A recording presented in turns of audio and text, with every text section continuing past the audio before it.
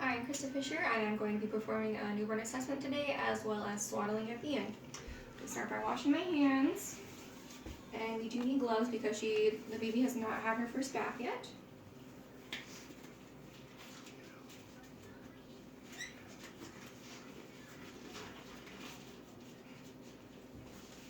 Alright, so we're going to unswaddle her just a little bit while keeping her warm so we can look at her ID band and make sure that we have the right baby.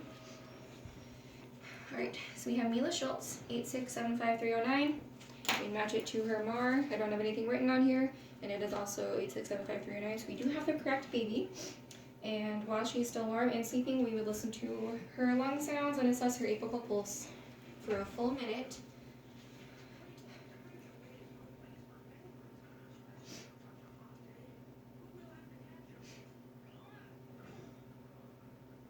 Alright, her pulse is at 140 beats per minute, and that is within the normal range for a newborn.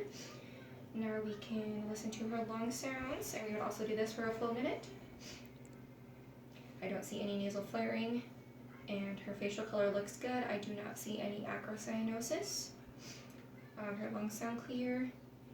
I don't hear any crackles, and I do not see any retraction either.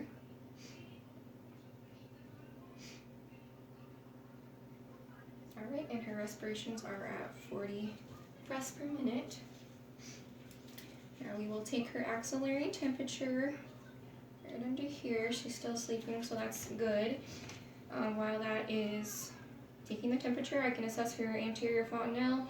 It is soft and flat, and the sutures on the top of her head are overlapping, which is normal. Her eyes line up with the top of her ears, and that is good. If they didn't, that could signal some Down syndrome. Alright, so the temperature reads 98.2 degrees, and that is normal for a newborn. We're just going to take a look at the back of her head next, and this fontanelle is also soft and flat, which is good. I don't see any markings on the back of her neck, nor on the front of her neck or her face. I'll swaddle her just a little bit. Alright, now she is waking up.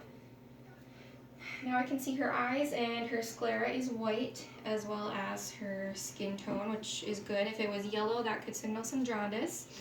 Her arms are both moving equilaterally. It looks like she has all 5 fingers. Great, and we can look at her umbilical cord clamp ID, and these numbers match up to her wrist ID, which is also good. We can listen to her bowel sounds for a full minute now.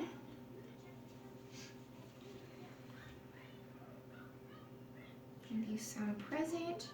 Looks like she's yawning. I can look at the top of her mouth. She does not have a cleft palate or a cleft lip, and I also don't see any Epstein's pearls.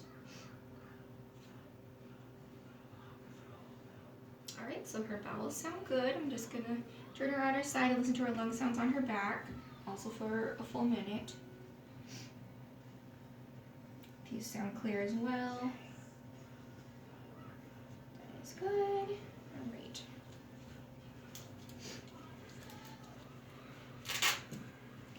Looks like her legs are also moving normally and equally.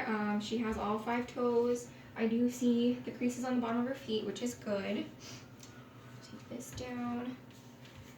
Alright, so I do not see any discharge. Her genitalia looks good. There's a little bit of urine, which is good as well. We're going to turn her to her side. Alright, so her spine looks straight.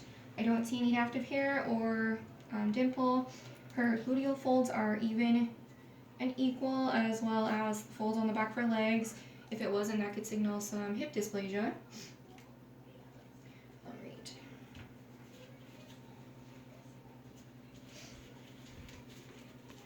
This back up.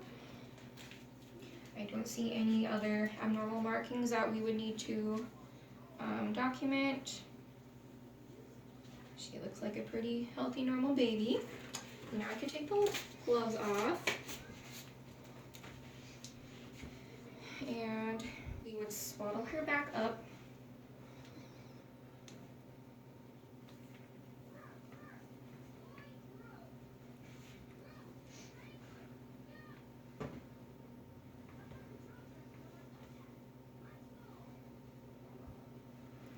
nice and tightly.